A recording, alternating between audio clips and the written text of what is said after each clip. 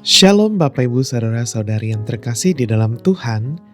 Kita akan kembali melanjutkan renungan firman Tuhan dalam topik Solus Christus. Bagian firman Tuhan yang akan membantu kita mengenal lebih jauh tentang topik ini terambil dari 1 Timotius pasal yang kedua ayat yang kelima, terjemahan baru kedua yang berbunyi demikian.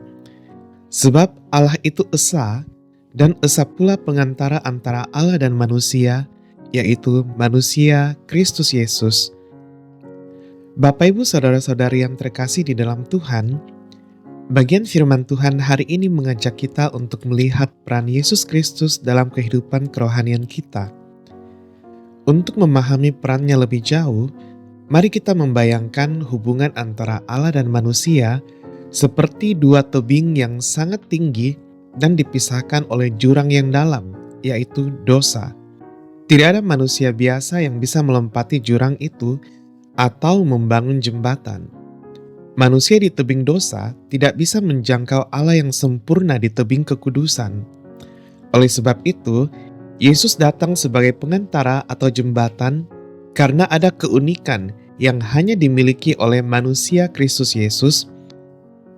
Sebagai manusia, yaitu di sisi kita, Dia mengerti kelemahan kita dan bersedia menanggung hukuman mati sebagai dampak atau akibat dari dosa di kayu salib. Dia mewakili kita. Tetapi sebagai Allah, yaitu di sisi Bapa, Dia memiliki kuasa dan kesucian yang diperlukan untuk memuaskan tuntutan keadilan Allah. Dalam hal ini Dia mewakili Allah. Hanya Yesus yang mempunyai kaki di kedua tebing. Dia memenuhi syarat dari kedua belah pihak untuk membangun dan menjadi jembatan itu. Tidak ada seorang pun yang mampu seperti Tuhan Yesus. Ayat Alkitab mengatakan, esa pula Dia yang menjadi pengantara. Ini berarti tidak ada jalan lain. Jika ada banyak jalan atau banyak jembatan, tidak ada yang bisa menjamin mana yang benar-benar kokoh dan membawa kita sampai ke seberang.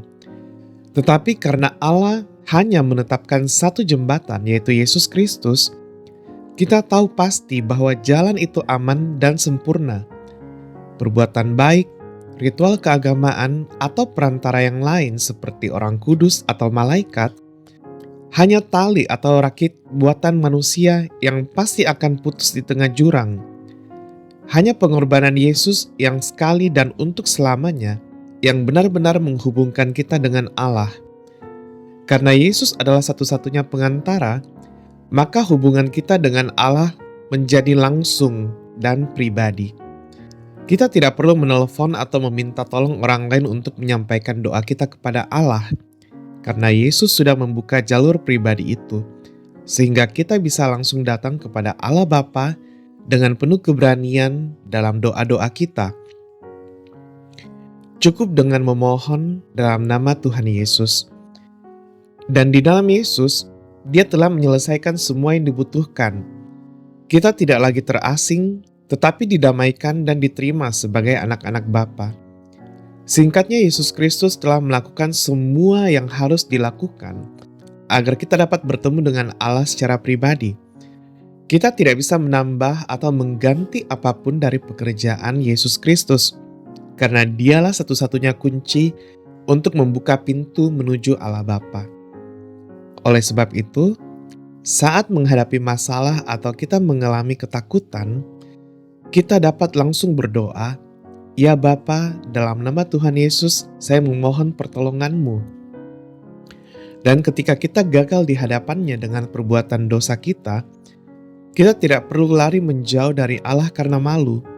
Sebaliknya, kita datang kepadanya, mengakui dosa kita, karena kita tahu bahwa Yesus akan membela kita di hadapan Bapa.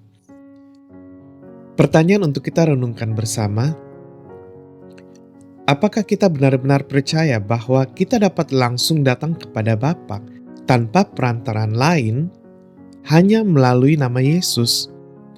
Atau apakah kita masih merasa perlu cukup baik atau mencari bantuan rohani dari orang lain untuk berani mendekat kepada Allah?